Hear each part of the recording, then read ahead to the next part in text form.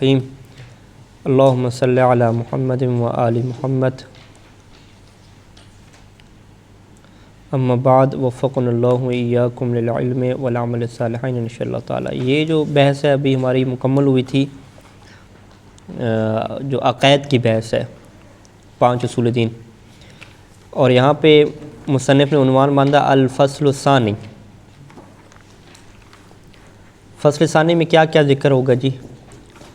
پہلا جو نقطہ ہے فی الحث علی طاعت اللہ سبحانہ، حث کسے کہتے ہیں؟ ابھارنا، کہ یہ ابھارا جائے گا انسان کو اللہ کی اطاعت کے اوپر۔ دوسرا اس میں یہ نقطہ جو ہوگا کہ والتحذیر من المعصیت والکسل، کہ اس بات کی جو ہے وہ تحذیر اور بچاؤ، ٹھیک ہے، وارننگ دی جائے گی کہ انسان معصیت سے اور کسل سستی سے، معصیت اور سستی سے کیا ہے بچے۔ وصرف العمر فیما لا ینبغی، اور عمر کو ایسے کاموں میں گزارنا کہ جو لا ینبغی ہیں، جو مناسب نہیں ہیں۔ وجملۃ اخری من الوصایا، اور دیگر جو ہے وہ کچھ اور وصیتیں ہیں۔ تو اس فصل ثانی کو انشاءاللہ آج ہم مکمل کریں گے۔ پہلا جو نقطہ مصنف یہاں پہ اللہ کی اطاعت کے مطابق اٹھاتے ہیں، اس میں انسان کی بنیادی اس سوچ کو جو ہے وہ توڑتے ہیں کہ اللہ کی اطاعت کا فائدہ جو ہے وہ اللہ کو نہیں ہے۔ اللہ نے اپنے فائدے کے لیے انسان کو اپنی اطاعت کا حکم ہی نہیں دیا، بلکہ یہ انسان کے فائدے کے لیے دیا ہے، اور انسان کے فائدے کے لیے اس لیے دیا ہے کیونکہ وہ انسان سے بہت زیادہ محبت کرتا ہے، ٹھیک ہے۔ اس کی ایک عرفی مثال کیا دی جاتی ہے کہ اگر آپ کہیں پہ جا رہے ہوں اور کوئی بندہ آپ کو کہے کہ بھئی آگے جو ہے وہ آپ جا رہے ہیں جس جگہ پہ، وہاں پہ پانی نہیں ہے، ٹھیک ہے، تو آپ یہاں سے کیا ہے یہ پانی کی بوتل بھر کے لیتے جائیں، کچھ اور بوتلیں بھی 2-3 بھر لیں تاکہ آپ کو وہاں پہ مشکلات نہ ہوں۔ تو یہ بندہ کیا اسے کہے گا کہ بھئی تم جو ہے وہ مجھے کیوں حکم دے رہے ہو بوتلیں پانی کی بھرنے کا، میں تمہاری بات مانوں؟ تو وہ کیا کہے گا کہ بھئی کوئی میرے فائدے کی چیز تھوڑی ہے، تمہارے اپنے فائدے کی خاطر ہے۔ تو لہٰذا اگر یہاں پہ انسان غور و فکر کرے تو وہ شخص اس کے لیے کیا رکھتا ہے؟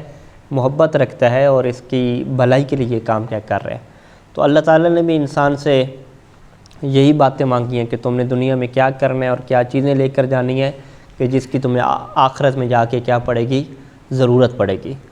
تو جب یہ چیزیں سب انسان کو وہ بتلاتا ہے، سکھاتا ہے اور اپنی اطاعت کی طرف لے کر آتا ہے، تو اس کا مقصد یہ نہیں ہوتا کہ اللہ اپنی اطاعت کروانا چاہتا ہے، بلکہ اس کا مقصد کیا ہوتا ہے کہ انسان جو ہے وہ اپنے اچھی چیزوں کے ذریعے سے اچھے فائدے میں رہے، اور اس کو کیا ملے؟ بہت زیادہ نعمتیں ملیں، اور اس کا طریقہ وہی ہے کہ جو اللہ تعالیٰ انسان کو بتلائے گا۔ اور یہاں پہ یہ بات واضح ہے کہ جو بھی خالق ہوتا ہے، جو بھی کوئی چیز بناتا ہے، تو وہ اس سے زیادہ پتہ ہوتا ہے کہ اس چیز کی جو ہے وہ کیا کیا فنکشن ہے اور کیا کیا کیا اس کے اندر کارنامے ہیں۔ جیسے کمپنی کوئی گاڑی بناتی ہے، کوئی چیز بناتی ہے، تو ساتھ ایک کتابچہ دیتی ہے کہ اس کو کیسے جو ہے وہ چلانا ہے۔ تو ایسے ہی انسان کا خالق ہے، اس نے بھی پھر انسان کو بہتر جانتا ہے، تو وہی انسان کے لیے کیا باتیں طے کرے گا۔ تو یہ ایک پہلا نقطہ ہے، اس سے مصنف جو ہے وہ مختلف اشعار کے ذریعے سے بھی اس چیز کو کیا واضح کریں گے۔ یہاں پہ ایک بات ہمارے لیے واضح ہونی چاہیے جس کا امیر المومنین علیہ السلام نے بہت زیادہ ہمیں حکم دیا ہے، کہ یہ جو حکمت کی باتیں ہوتی ہیں، حکمت کیسے کہتے ہیں؟ جو انسان کے ایکسپیرینس اور تجربات ہوتے ہیں دنیا میں۔ تو مولا امیر نے یہ فرمایا کہ جو حکمت کی باتیں ہوتی ہیں، چاہے انسان کو منافق سے ملیں، کافر سے ملیں، کہیں سے ملیں، ایک مومن لے لیتا ہے۔ اس میں پھر وہ یہ نہیں دیکھتا کہ کون کہہ رہا ہے، اس میں وہ یہ دیکھتا ہے کہ اصل حکمت کی اور تجربے کی بات کون سی ہے، وہ یہ دیکھتا ہے، ٹھیک ہے۔ یہ بات مولا نے کس کے متعلق فرمائی تھی؟ حکمت اور دانائی کی باتوں کے متعلق، نہ کہ یہ بات جو ہے وہ دین کے متعلق ہے کہ آپ جو ہے وہ حلال و حرام آپ نے لینا ہے، تو وہ بھی آپ کیا منافق سے، کافر سے، فاسق سے لیتے رہے، نہیں، وہاں پہ آپ نے دیکھنا ہوتا ہے کہ بھئی کہنے والا کون بندہ ہے، جھوٹ تو نہیں بول رہا، سچ تو نہیں بول رہا۔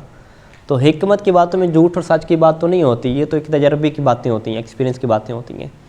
تو لہٰذا یہ جو حکمت ہے کہ انسان اللہ کی اطاعت کیوں کرے گا اور اس کا فائدہ انسان کو ملے گا، اور اللہ انسان کو اس کا فائدہ دینا چاہتا ہے، اس سے محبت کرتا ہے، اس میں آپ مختلف جو اشعار ہیں، مختلف جو شعراء کا کلام ہے، جو ادباء کا کلام ہے، اس سے بھی آپ کیا فائدہ لے سکتے ہیں، اس میں کیا مشکل نہیں، اور اسی وجہ سے مصنف نے یہاں پہ اشعار کو استعمال کیا، اور مولا علی علیہ السلام کی جو حکم ہے ان کے مطابق مختلف شعراء کے کلام سے جو ہے وہ حکمت کی باتیں لے کر انسان کو سمجھانے کی کوشش کی ہے۔ اچھا، جب یہ بات پہلے مرحلے پہ طے ہو جاتی ہے کہ انسان کو اللہ کی اطاعت کرنی ہے اپنے فائدے کی خاطر، کیونکہ اس کا فائدہ انسان کو ہی ہونا ہے، تو دوسرے مرحلے پہ جو چیز مصنف واضح کریں گے کہ اس اطاعت میں جو مشکل ہوتی ہے وہ شیطان کی طرف سے اور نفس امارہ کی طرف سے ہوتی ہے، اور اس میں جو شیطان کا ایک پہلو کیا ہوتا ہے کہ جو بری چیزیں ہیں وہ انسان کے لیے اچھی بناتا ہے، اس کے ذہن میں کہتا ہے کہ یہ جو برا کام ہے یہ اچھا ہے، اس سے کوئی فائدہ تمہیں ہوگا، کوئی نقصان کی بات نہیں ہے، یعنی اس کو مطمئن کرتا ہے، دلائل دے کر اس کو برائی کے اوپر مطمئن کرتا ہے۔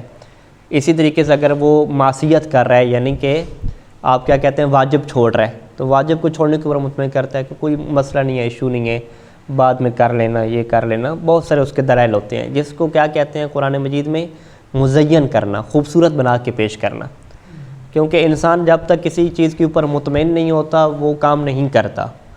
تو شیطان کو اللہ نے یہ طاقت دی ہے، قدرت دی ہے کہ وہ انسان کے دل کے اندر اپنے خیالات پہنچا سکتا ہے، تو وہ اپنے خیالات پہنچاتا ہے دل کے اندر، اس کی ساری یہی جنگ چل رہی ہوتی ہے کہ انسان کو مطمئن کرے، ٹھیک ہے، اور اس کے لیے جو کام ہے اس کو خوبصورت بنا کے پیش کرے تاکہ وہ اس کو گلٹی فیل نہ ہو اور وہ اس کو برا فیل نہ کرے۔ اچھا، مصنف کہتے ہیں کہ جب شیطان اس کام سے عاجز ہو جاتا ہے تو وہ ایک اور جو ہے وہ پتہ کھیلتا ہے، اس کو کیا کہتے ہیں سستی والا، کسل، کہ جس سے بڑے بڑے جو نوجوان ہیں وہ رہ جاتے ہیں، یعنی اسی سستی کی خاطر وہ ترقی کو حاصل نہیں کر سکتے، اس کسل میں وہ اس کو پیچھے لے جاتا ہے، غفلت برتتا ہے، وہ کہتا ہے کہ ابھی ٹائم بہت پڑا ہے، ابھی تمہیں کیا ہے ریسٹ کرنا ہے، آرام کرنے۔ اور یہاں پہ پھر مصنف نے بہت ساری چیزیں ذکر کی کہ انسان کی زندگی میں آرام ہے، سکون ہے اس کی زندگی میں، اس نے دوسروں سے بات کرنی ہے، ملاقات کرنی ہے، ملنا ہے، ایک ضروری کیا ہے اس میں آرام ہے، لیکن شیطان کیا کرتا ہے اس ضروری آرام سے زیادہ بڑا آرام ایک جوان کے لیے پیش کرتا ہے کہ تمہیں اور زیادہ کیا ابھی ریسٹ کرنا ہے، اور زیادہ کیا آرام کرنا ہے، ٹھیک ہے، اپنے آپ کو زیادہ تھکانا نہیں ہے، اور پھر اس کو شیطان کیا کرتا ہے مزین کر کے پیش کرتا ہے، خوبصورت بنا کے کہ بھئی ابھی تم تھک چکے ہو، ابھی ریسٹ کر لو، یہ کر لو، وہ کر لو، تو اس کو کیا مثلا تعبیر کیا، کسل سے تعبیر کیا کہ سستی ہے یہ سستی، لیکن شیطان اس کو کس کے طور پہ پیش کرتا ہے، خوبصورتی کے طور پہ پیش کرتا ہے، اور اس سے جو ہے وہ بہت سارے انسانوں کی جو ترقی کی راہیں ہیں وہ کیا ہے روک دیتا ہے، تو لہٰذا اس چیز سے کیا بچنا چاہیے۔ اس سے پھر تعبیر کرتے ہیں کہ فنا العمر فی ما لا ینبغی، کہ اپنی عمر کو، اپنی زندگی کے حصے کو ایسی چیزوں میں خرچ کر دینا کہ جو انسان کے لیے مفید نہیں تھیں، چاہے وہ گپ شپ ہے، سو کے ہے، یا جو ہے وہ تفریح میں کیا گزار دینا۔ تو اس نقطے کے اوپر مصنف نے جو ہے بہت سارے جو شعراء ہیں، شعر ہیں، ان سے یہ بات سمجھانے کی کوشش کی ہے کہ دنیا میں کوئی بھی چیز اگر انسان سے رہ جاتی ہے تو اس کی ریپلیسمنٹ ہے، بعد میں آپ اسے حاصل کر سکتے ہیں، ٹھیک ہے، لیکن ایک ایسی چیز جو عمر ہے، جو انسان کا وقت ہے، اگر یہ نکل گیا، گزر گیا، تو پھر کوئی ایسی چیز ہے ہی نہیں انسان کے پاس کہ گزرے ہوئے وقت کو وہ کیا لے آئے، واپس لے آئے، جو گزر گیا وہ ختم ہو گیا۔ تو مصنف نے مختلف شعروں کے ذریعے سے یہ سمجھانے کی اپنے بیٹے کو کوشش کی ہے کہ یہ سب سے جو قیمتی چیز ہے نا، جو دنیا میں سب سے قیمتی چیز ہے، جس کا کوئی بدل بھی نہیں ہے، وہ انسان کے پاس وقت ہے، لہٰذا اسی وقت کے اوپر شیطان نے مسلسل کیا محنت کی، اور اسی وقت کو برباد کرنے کی خاطر اس نے بہت سارے انسان کے سامنے چیزیں خوبصورت بنا کے پیش کی تاکہ وہ کیا اپنا وقت جو ہے وہ انہی چیزوں میں خرچ کر دے۔ تو اسی پوائنٹ پہ مصنف نے اپنے بیٹے کو متوجہ کیا کہ تمہیں اسی نقطے کو پکڑنا ہے، کیونکہ ہر انسان کی جو زندگی ہے وہ خود سے لڑنے سے گزرے گی نا، ہر انسان خود سے لڑتا ہے، جسے جہاد اکبر کہتے ہیں، ہر کوئی لڑ رہا ہے، قبر تک ہر کسی نے خود سے لڑنا ہے۔ تو اس لڑنے میں جو بنیادی ہتھیار ہے کہ جس کے اوپر ایک نوجوان کو اور ایک بوڑھے کو جو گمراہ کرتا ہے شیطان، وہ اسی وقت کی بربادی کے اوپر ہے کہ جب انسان وقت کی اہمیت کو بھول جاتا ہے اور سستی کا کیا ہو جاتا ہے، مظاہرہ ہو جاتا ہے۔ تو دوسرے مرحلے میں مصنف نے کیا ہے اسی کے اوپر کیا ہے تنبیہ کی ہے، اور آخر پہ کیا کچھ روایات بھی لے کر آئے ہیں اہل بیت علیہ السلام کی، کہ جس میں اسی نقطے کو اٹھایا گیا کہ یہ انسان کی جو سستی اور جو وقت کو ضائع کرنا ہے یہ انسان کو کتنا جو ہے وہ تباہی کی طرف لے جاتا ہے۔ تو یہ سارے کا سارا مفہوم ہے۔ ابھی ہم بڑھتے ہیں اس کی طرف، اور اس میں جو مفہوم ہمارے سامنے آ چکا ہے اصل فکر، تو اصل ہم عربی زبان کو بھی یہاں پہ سیکھیں گے کہ وہ عربی کے کون سے الفاظ نئے اور کون سے کیا نئے جملے میں مل رہے ہیں۔ اور یہاں پہ مصنف نے فارسی کے اشعار کو جو ہے وہ استعمال کیا ہے، تو فارسی کی بجائے ہم ان کا جو عربی ترجمہ یہاں پہ کیا گیا حاشیے میں، ہم ان کے اوپر کیا کریں گے، فوکس کریں گے۔ اچھا جی، عبارت کہاں سے؟ اعلم بنیا، اعلم بنیا، اے میرے بیٹے جان لو، وفقک اللہ، اللہ تجھے توفیق دے، جل شأنہ، اللہ کی شان بہت بلند ہے، لطاعتہ، اپنی اطاعت کی توفیق دے، وعصمک من مخالفتہ، اور تمہیں محفوظ رکھے اپنی مخالفت سے۔ کیا جان لو کہ ان اللہ سبحانہ وتعالی یحب کافۃ مخلوقاتہ، کہ پہلا نقطہ تو تمہیں یہ پتہ ہونا چاہیے کہ اللہ تعالیٰ محبت کرتا ہے، ٹھیک ہے، کافۃ مخلوقاتی، اپنی تمام مخلوق سے۔ کیسی محبت کرتا ہے؟ حباً شدیداً، بڑی گہری محبت کرتا ہے۔ کما ہوا شأن، جیسا کہ یہی صورتحال ہے، شان یعنی یہی صورتحال ہے، فی کل صانع بالنسبت الی صنعتہ، کہ ہر صانع جو بنانے والا ہے اس کی اپنی جو صنعت ہے اس کی نسبت سے یہی شان ہے کہ وہ اپنی بنائی ہوئی چیز سے محبت کرتے ہیں۔ وَأَنَّهُ عَزَّ وَجَلَّ إِنَّمَا أَوْجَبَ الْوَاجِبَاتِ، اور اللہ تعالیٰ نے واجبات کو واجب کیا، انما یہ حصر کے لیے، فقط اس لیے واجب کیا، وہ آگے چیز بیان کریں گے۔ واجبات کو واجب کیا، وَسَنَّ الْمُسْتَحَبَّاتِ وَالْآدَابِ، اور مستحبات اور آداب کو مستحب اور سنت قرار دیا، وَحَرَّمَ الْمُحَرَّمَاتِ، اور محرمات کو حرام کیا، وَنَزَّهَ عَنِ الْمَكْرُوهَاتِ سے، اور مکروہات سے کیا ہے وہ تنزہ کرنا، بچنا، ٹھیک ہے، مکروہات سے بچایا۔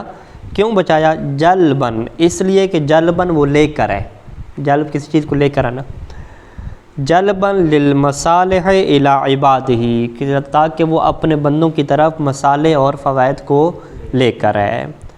تو یہ سارے واجبات، مستحبات، مکروہات اور محرمات کے پیچھے وجہ بنیادی طور پہ یہی ہے کہ اللہ اپنے بندوں کے لیے مصالح اور اچھی چیزوں کو کیا لے کر آنا چاہتا ہے۔ وَدَفْعًا لِلْمَضَارِ عَنْهُمْ، مضار کسے کہتے ہیں؟ ضرر دینے والی اور نقصان دینے والی چیزوں کو ان سے دور کرنا چاہتا ہے۔ وَإِلَّا، وگرنہ اگر اس چیز کو ختم کر دیں، ٹھیک ہے، کہ اگر بندے کے نفع اور نقصان کو سائڈ پہ کر دیں تو فَلَا تَضُرُّهُ عِصْيَانُ الْعَاصِي، تو اللہ تعالیٰ کو معصیت کرنے والے کی معصیت کوئی نقصان دیتی نہیں ہے، لا تضر، اس کو کیا نقصان ہے۔ ولا تنفعه، اور اس کو فائدہ نہیں دیتی، طاعت المطیع، اطاعت کرنے والے کی اطاعت بھی اسے کوئی فائدہ نہیں دیتی۔ وَلَقَدْ أَجَادَ، اور بڑا ہی اچھا کہا ہے، من قال بالفارسیت، جس نے فارسی میں یہ شعر کہا ہے۔ اس شعر کے ترجمہ کے اوپر آ جائیں کہ لا یمس کبریاءہ وجلالہ سبحانہ فیما لو قدر الکفر لجمیع الکائنات۔ شعر میں جس فکر کو پیش کیا گیا وہ یہ ہے کہ اللہ کی کبریا اور جلالت کو، اللہ کی بلندی اور عظمت کو کوئی چیز بھی ٹچ نہیں کرتی، یعنی نقصان نہیں پہنچاتی، ٹھیک ہے۔ فیما، اگر فرض کر لیا جائے کہ لو قدر الکفر لجمیع الکائنات، کہ پوری کی پوری کائنات اللہ تعالیٰ کو چھوڑ کے پوری کی پوری کائنات اگر اللہ کے لیے کیا ہو جائے، کافر بن جائے، تو اس سے اللہ کی عظمت اور جلالت کو کچھ بھی کیا فرق نہیں پڑتا۔ وجہ کیا ہے کہ لأنہ تعالی غنی علی الاطلاق، اللہ تعالیٰ علی الاطلاق بے نیاز ہے، ٹھیک ہے، مطلقاً کوئی ایسا پوائنٹ بھی نہیں ہے کہ اس کو کسی کی کوئی ضرورت ہو۔ وَإِنَّمَا مَقْصَدُهُ، پھر اس کا کیا مقصد ہوتا ہے، من تشریع الاحکام، احکام بنانے کا مقصد کیا ہوتا ہے، اصلاح حال العباد، تاکہ وہ بندوں کی حالت کی کیا کرے، اصلاح کرے، وَإِيصَالُ النَّفْعِ إِلَيْهِمْ، اور ان کے اوپر نفع پہنچائے، وَدَفْعُ الضَّرَرِ عَنْهُمْ فِي الْمَبْدَأِ وَالْمَعَادِ، اور ان سے نقصان کو ختم کرے مبدا اور معاد میں۔ مبدا اس زندگی کو کہتے ہیں، اور معاد کیا ہے، جب ہم دوبارہ واپس پلٹائیں گے، یعنی دنیا اور آخرت میں، دنیا اور آخرت میں اس کے لیے نفع اور نقصان کو ختم کریں۔ وَإِذَا كَانَ كَذَلِكَ وَإِذَا كَانَ كَذَلِكَ، یعنی جب صورتحال ایسی ہے، ٹھیک ہے، جب صورتحال یہ ہے کہ بندوں کے فائدے کے لیے سارے کام آ رہے ہیں، تو فَتَرْكُ الْإِنْقِيَادِ لِأَوَامِرِهِ وَنَوَاهِهِ، تو پس اگر ایک انسان چھوڑ دیتا ہے، انقیاد کسے کہتے ہیں، اطاعت کرنا، ٹھیک ہے، انقیاد لأوامر و نواہی، اللہ تعالیٰ کے اوامر اور نواہی کی جب اطاعت کو ترک کیا جاتا ہے، فترک الانقیاد، ابھی اس کی خبر آگے آئے گی، ما کونہ مخالفا للعقل المستقل، ٹھیک ہے، یہ بریکٹ میں کیا ہے، ایک تعبیر استعمال کر رہے ہیں کہ یہ جو ترک انقیاد ہے نا، یہ مخالف ہے، کس کے مخالف ہے؟ عقل کے مخالف ہے۔ کون سی عقل؟ المستقل، جو مستقل طور پہ حکم لگاتی ہے کہ بے وجوب شکر المنعم و اطاعت المولا، کہ جو نعمتیں دینے والا ہے اس کا تم شکر کرو اور اس کی تم اطاعت کرو، ٹھیک ہے۔ وہ کہتے نہیں ہیں کہ مثال کہ اگر ایک انسان کو سخت پیسوں کی ضرورت تھی اور وہ صبح اٹھا اور اس نے گھر کے باہر دیکھا تو ایک بیگ پڑا ہوا ہے، اس کے اندر بہت زیادہ پیسے ہیں اور ایک پرچی لکھی ہوئی ہے کہ یہ آپ کی خاطر ہیں سارے کے سارے، تو انسان بڑی فکر میں آ جاتا ہے کہ میں دیکھوں کس بندے نے یہ دیے ہیں تاکہ میں جا کے اس کا کیا کروں، شکر ادا کروں۔ تو یہ ہر انسان کی جو ایک عقل کی سوچ ہے جو اسے مستقل طور پہ اس بات پہ لے آتی ہے کہ جو تمہیں نعمتیں دیتا ہے تم اس کی معرفت پیدا کرو اور جا کے اس کا کیا کرو، شکریہ ادا کرو۔ یہ ہر انسان کی کیا سوچ ہے، اچھے انسان کی سوچ ہے۔ جو برا انسان ہے وہ انسان ہی نہیں ہے، حیوان اسے کہیں گے نا۔ تو یہ بات تو طے ہو گئی کہ انسان کو نعمتیں اللہ نے دی ہیں، یہ کائنات ہوگی، یہ اس کا جسم ہو گیا، صحت ہوگی، بہت ساری چیزیں جو انسان شمار ہی نہیں کر سکتا۔ تو انسان نے منعم کا شکر ادا کرنا ہے۔ شکر کا کیا مطلب ہے؟ اس کی اطاعت کرنی ہے، اس کی نافرمانی نہیں کرنی۔ اچھا، تو اب یہ جب صورتحال ہے تو فترک الانقیاد، تو اگر ایک انسان کیا ہے انقیاد کو ترک کرتا ہے، اطاعت کو ترک کرتا ہے، تو اطاعت کو ترک کرنا کیا ہو جائے گا؟ یکون صفحن، یکون صفحن، یہ کیا ہو جائے گا؟ بے وقوفی ہوگی، ٹھیک ہے جی۔ لکون ترکن، کیونکہ انسان یہاں پہ ترک کر رہا ہے، لما، ان چیزوں کے کہ یرجع و نفع للنفس، کہ جس کا فائدہ اس کی اپنی طرف پہنچتا ہے۔ یعنی جب اس نے صحرا میں اسے کہا کہ پانی کی بوتلیں بھر لو آگے تمہیں کام دے گی، اور اگر انسان اس کی اطاعت نہ کرے تو اسے کیا کہا جائے گا؟ بے وقوف کہا جائے گا نا، ٹھیک ہے، کیونکہ اس نے اس چیز کو چھوڑا ہے کہ جس کا فائدہ خود اسی کو تھا۔ وَإِدْخَالًا لِلضَّرَرِ عَلَى النَّفْسِ، اور اس نے داخل کیا ہے نقصان کس کے اوپر؟ علی النفس، اپنے اوپر نقصان کو داخل کیا ہے۔ خود کو نقصان پہنچانے والا کیا ہوتا ہے؟ سفیہ، بے وقوف کہلاتا ہے۔ وَتَفْوِيضًا لِلْمَنَافِعِ عَلَيْهَا وَظُلْمًا لَهَا، اور اس نے جو منافع تھے، فوائد تھے، علیہا، نفس کے اوپر جو فوائد تھے اس کو اس نے تفویض، فوت کر دیا۔ وَظُلْمًا لَهَا، اور اس نے نفس کے لیے کیا کیا ہے؟ ظلم کیا ہے۔ تو یہ پہلا نقطہ ہو گیا۔ فَإِيَّاكَ بُنَيَّ وَالْعِصْيَانَ، اے میرے بیٹے، ایاک، تم بچ کے رہنا، والعصیان، کس سے؟ معصیت سے۔ فَإِنَّهُ يَجْلِبُ إِلَيْكَ، کیونکہ یہ جو معصیت ہے یجلب، یہ لے کر آئے گی، جلب، لے کر آنا، یہ تمہاری طرف کیا لے کر آئے گی؟ خذلان الدنیا و عذاب الآخرہ، دنیا کی رسوائی اور آخرت کا عذاب۔ دنیا کی رسوائی کا کیا مطلب ہوتا ہے؟ جسے کہتے ہیں دنیا کی بے چینی، کہ انسان جب اپنے خالق سے ٹوٹ جاتا ہے نا، اپنے خالق سے جڑتا نہیں ہے، تو اس کا جو دل ہوتا ہے وہ پریشان ہوتا ہے، اس کے اندر کیا ہے؟ کوئی سکون اور اطمینان نہیں ہوتا۔ تبھی دنیا میں کیا ہے؟ بڑی بڑی چیزیں انسان کی انٹرٹینمنٹ کے لیے ایجاد کی جا رہی ہیں، چاہے وہ مختلف گیمز ہیں، تفریحی مقامات ہیں، ویکینڈ کے کیا ہے پروگرام ہیں، بہت ساری چیزیں، یہ ساری کی ساری چیزیں کیوں بنائی جاتی ہیں؟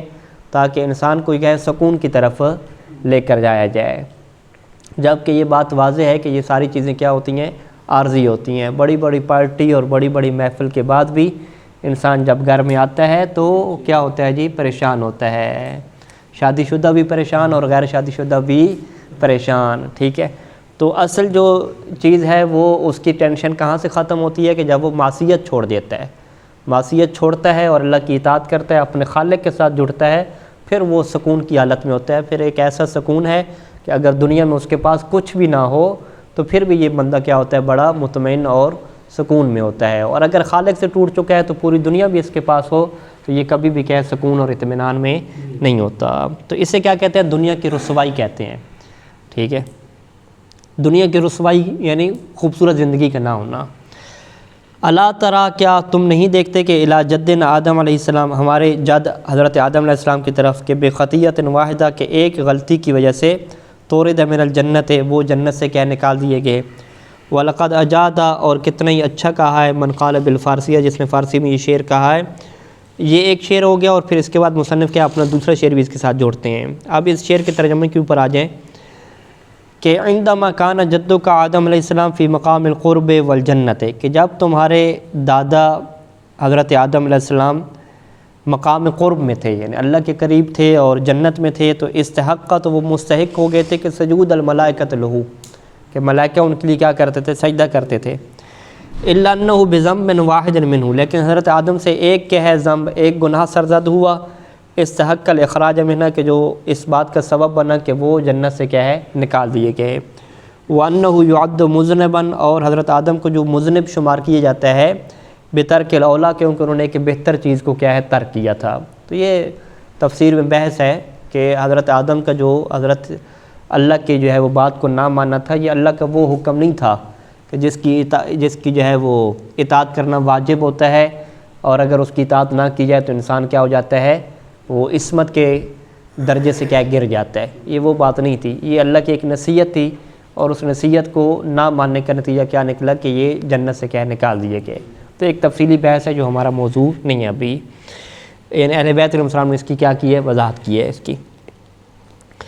اچھا، دوسرا جو شعر مصنف نے لکھا اس کا کیا ترجمہ ہے وہ بھی یہاں پہ نیچے ہے کہ ما دام الوقت متسعا لک ایھا السید المحترم، اے سید محترم، جناب محترم، جب تک وقت آپ کے لیے وسیع ہے، فعلیک بالمبادرۃ الی التوبہ، پس آپ جلدی کریں توبہ کی طرف، کہ تغسلا، تاکہ آپ دھو دیں، ما علیک، جو آپ کے اوپر ہے، من ادران الذنوب، ذنوب کا گناہوں کی کیا ہے میل کچیل۔ ادران کیسے کہتے ہیں؟ میل کچیل، کہ گناہوں کی جو میل کچیل ہے وہ آپ توبہ کے ذریعے سے دھو لیں، وتصبح محفوظا، اور آپ محفوظ ہو جائیں، من عواقب عصیان کا، اپنی معصیت کے انجام سے محفوظ ہو جائیں۔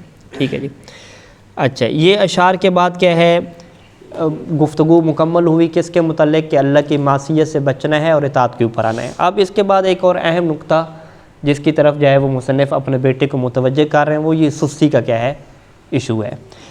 وَإِيَّاكَ بُنَيَّ وَالْكَسَلَ وَالْبِطَالَةَ، اور اے میرے بیٹے بچ کے رہنا کس سے؟ سستی سے، کسل سستی کو، اور بطالہ کسے کہتے ہیں؟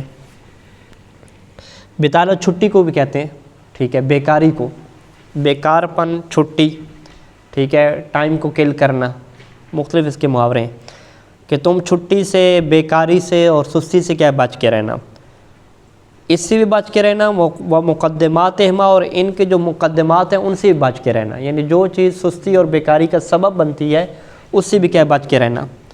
فقد قیل، یہ بات کہی جاتی ہے، ٹھیک ہے، اب یہ بھی تجربے کی باتیں ہوں گی نا، ٹھیک ہے، حکمت کی باتیں ہوں گی، کہ ان شیطان و نفس الامارہ، کہ دو جو طاقتیں ہیں جو انسان کے اندر جو ہے وہ انسان کو خیالات پہنچاتی ہیں، مختلف دلائل پہنچانے کی صلاحیت رکھتی ہیں، ایک شیطان ہوگا نفس ہمارا، یہ دونوں کیا ہیں؟ اذا عجزا، جب یہ عاجز آ جاتی ہیں کہ ان یزین القبیح و یقبح الحسن من الاعمال، کہ یہ کیا کریں جی؟ قبیح، برے کام کو اچھا بنا کے پیش کریں، اور اچھے کام کو کیا ہے برا بنا کے پیش کریں اعمال میں سے۔ جب اس سیٹ اپ پہ آ کے یہ عاجز ہو جاتی ہیں، یعنی انسان کی اس کے اوپر نہیں چلتی، انسان کو اس نے بنا کے پیش کیا کہ جی یہ نماز پڑھنا کیا ہے؟ یہ بری چیز ہے، ٹھیک ہے، وہ عاجز ہو گیا، وہ انسان کے لیے دلیل کے طور پہ ثابت نہیں کر سکا کہ نماز فجر پڑھنا کیا بری چیز ہے۔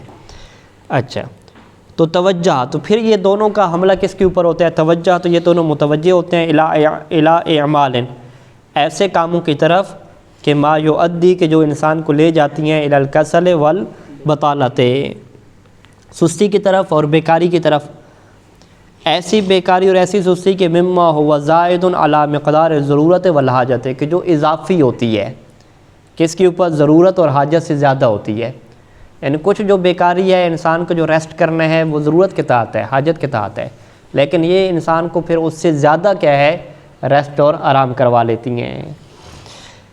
اچھا، وہ ضرورت اور حاجت کیا ہے؟ من الاکل و شرب، ایک تو کیا ہے؟ کھانا اور پینا ہے، ٹھیک ہے، کھانا پینا ہے، والنوم، سونا ہے، والراحہ، ایک آرام کرنا ہے، وجمع المال، پیسہ کیا کمانا ہے، وصرف الاوقات، اور اوقات کو صرف کرنا ہے، کس میں؟ فی التفرجات، تفریحات میں، والتنفسات، تنفس بھی کہتے ہیں آسودگی، ٹھیک ہے، والمخالطات، مخالطہ کسے کہتے ہیں؟ ملنا چلنا، گیدرنگ، والمکالمات وغیرہ، ایک دوسرے سے کیا ہے گفتگو کرنا، کالز وغیرہ، اس سے کیا ہوتا ہے؟ یہ زائد اضافی ہوتا ہے۔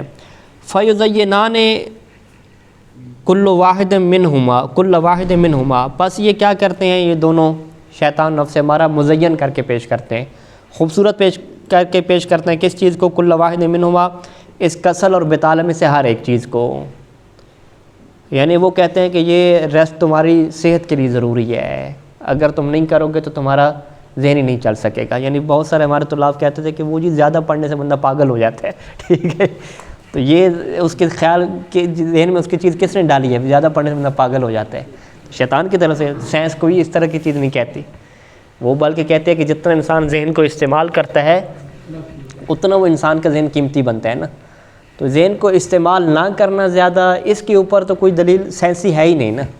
جتنا انسان ذہن کو استعمال کرتا رہے گا، چاہے وہ اس کا جسم ختم ہو جائے، بوڑھا ہو جائے، پھر بھی وہ اعصابی طور پہ مضبوط رہتا ہے، ٹھیک ہے۔ ہمارے فقہاء اور مراجع کے بارے میں جو بھی تحقیق ہے، یا دنیا کے جو بھی سائنسدان نظر آتے ہیں کہ جو بوڑھے ہو جاتے ہیں اور ذہن ان کا اچھا کام کر رہا ہوتا ہے، انہوں نے اس محاورے کو توڑ دیا کہ صحت مند جسم میں صحت مند دماغ ہوتا ہے۔ وہ کہتے ہیں صحت مند جسم کون سا تھا، بلکہ وہ ابھی جو ایک معذور جو سائنسدان تھا، جو ایک ریڑھی کے اوپر لے کر آتے تھے، ویل کے اوپر، کیا نام تھا؟ سٹیفن ہاکنگ، ٹھیک ہے۔ اس کی جو تھیوریز وغیرہ ہیں ساری، اس کا جسم کیا کام کر رہا تھا، ٹھیک ہے، لیکن اس نے بھی اس محاورے کو توڑ دیا۔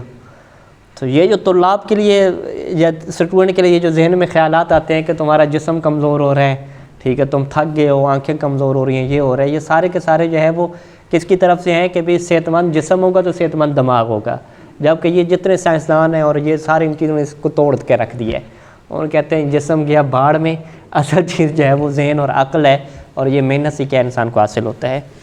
تو شیطان کا کیا کام ہے کہ وہ سستی اور جو ریسٹ ہے نا، اس کو بڑا اچھے طریقے سے پیش کرتا ہے، حتی یرتکبہ العبد، یہاں تک کہ ایک جو عبد ہے وہ اس کے ارتکاب کر بیٹھتا ہے، وَيَحْصُلُ لَهُ مِنْهُ الْكَسَالَةُ وَالْبِطَالَةُ، اور آپ سے کیا چیز حاصل ہو جاتی ہے؟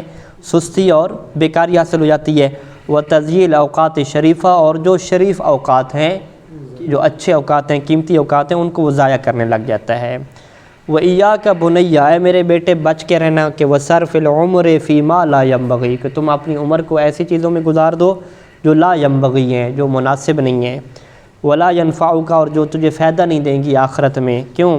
لِأَنَّ كُلَّ آنٍ مِّنْ آنَاتِ عُمْرِكَ، کیونکہ ہر لحظہ یعنی ہر ٹائم، تمہاری عمر کے لحظوں میں سے جو ہر ٹائم ہے، جوہرۃ ثمیرۃ، یہ ایک ایسا جوہر ہے کہ جو بڑا قیمتی ہے۔ ویسے جوہر ایک قیمتی پتھر کو کہتے ہیں، ایک بڑا قیمتی پتھر ہے، بل اعز منہا، بلکہ اس سے بھی زیادہ کیا ہے؟ قیمتی ہے۔ اعز کیا ہے؟ اس سے بھی زیادہ کیا ہے؟ بڑا ہے۔ کیوں؟ لامکان تحصیل الجوہرۃ، کیونکہ کوئی بھی جو جوہرہ ہوتا ہے نا، کوئی بھی قیمتی پتھر ہوتا ہے، اس سے حاصل کرنا ممکن ہے، بالکسب، کمانے کے ذریعے سے، والکد، اور کوشش کرنا، ٹھیک ہے۔ کد کیا ہوتا ہے؟ کوشش کرنا۔ کد کئی دک، جناب زینب سلام اللہ کے جملے یزید کے لیے کہ تم اپنی کوششیں کر لو جتنی کوششیں کرنی ہے۔ تو جتنا بھی قیمتی پتھر ہے انسان کوشش سے اسے حاصل کر لیتا ہے، لیکن دون العمر، انسان اپنی عمر کو حاصل نہیں کر سکتا۔ فإن الأجل، یہ جو مدت ہوتی ہے، اذا جاء، اجل یہاں پہ موت کے معنی میں ہے، ٹھیک ہے۔ جب یہ ٹائم آ جاتا ہے، ٹائم یعنی موت آ جاتی ہے، جب ٹائم آ جاتا ہے تو لا یستأخر ساعۃ، تو پھر ایک گھڑی بھی کیا ہے؟ مہلت نہیں دی جاتی، ٹائم ختم تو ٹائم ختم۔ فإياك بني، اے میرے بیٹے بچ کے رہنا کہ من اذهاب هذه الجوہرۃ، کہ تم اس جوہرہ کو، یہ جو عمر ہے، اس جوہر کو تم اذهاب ختم کر دو، حذرا وضیعا، ٹھیک ہے، حذر تباہی اور ضائع کرنے کی شکل میں، کہ تباہی اور ضائع کی شکل میں تمہارا یہ جوہر جو ہے وہ چلا جائے، اس چیز سے تم کیا ہے؟ بچ کے رہنا۔ وَلَقَدْ أَجَادَ الْقَائِلُ بِالْفَارسِيَّةِ، پھر یہاں پہ کیا ہے؟ فارسی دو اشعار سے مصنف جو ہے وہ حکمت کی بات کو لیتے ہیں، جس کا ترجمہ کیا ہے کہ یا لیتک کنت تعرف قیمت انفاسک، کہ کاش، یا لیتک، کاش کہ تم جو ہے وہ جانتے کہ تمہاری سانسوں کی کیا قیمت ہے، کہ تغتنم ما بقی من عمرک، تاکہ تم فائدہ اٹھاتے اپنی باقی عمر سے۔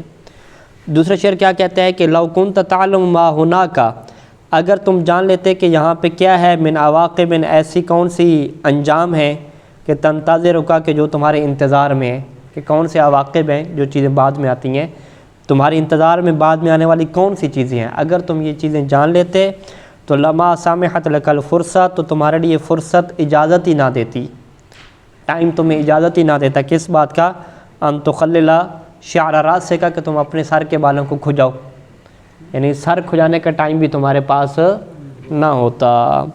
وَكُلُّ مَا فِي الْوُجُودِ لَهُ، جو بھی وجود میں ہے، دنیا میں جو بھی چیز موجود ہے، ہر چیز، ما يعوضه، تو ہر وجود کے لیے ایسی چیز ہے کہ ما يعوضه، جو اس کے عوض بن جاتی ہے، وَيُسَدُّ مُسَدَّهُ، اور اس کی جگہ پہ آ جاتی ہے، سدہ مسدہ جو نحو میں پڑھتے ہیں۔ کوئی بھی چیز دنیا میں لے ہیں، اس کا کیا ہے، وہ موجود ہے، عوض کیا ہے، موجود ہے۔ مما یحقق لک الغرض، کہ جو ایسے عوض موجود ہے کہ تمہارے جو اسی غرض اور مقصد کو پورا کر دیتا ہے، کہ اللہ تتوقعہ منہ، کہ جو تمہارے اس چیز سے غرض تھی۔ وَهَلْ تَعْلَمْ، اور کیا تم جانتے ہو کہ ان الذی لا عوض له فی ھذا العالم، کہ اس پوری کائنات میں جس چیز کا کوئی عوض ہی نہیں ہے، وہ کیا چیز ہے؟ ہوا ذاکا ہوا العمر، یہ وہ تمہاری زندگی ہے۔ فعرف قدرہ جیداً، پس تم اس کی قدر کو، اہمیت کو اچھے طریقے سے جان لو۔ اچھا جی، اوپر آ جائیں۔